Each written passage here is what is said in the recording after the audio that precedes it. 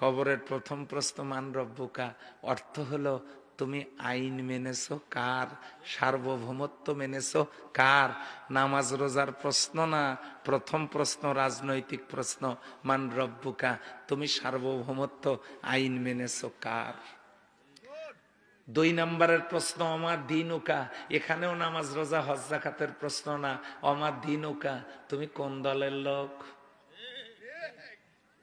কোন দলের লোক।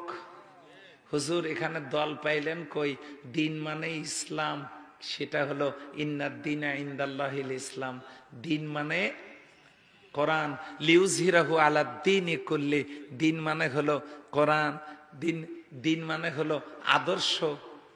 ইন্নী আখাফু আন ইউবাদদিলা দীনাকুম, দিন মানে কমপ্লিট জীবন ব্যবস্থা। আল ইয়াউমা আকমালতু লাকুম দীনাকুম ওয়া আতমামতু আলাইকুম নি'মাতি ওয়া রাদিতু লাকুম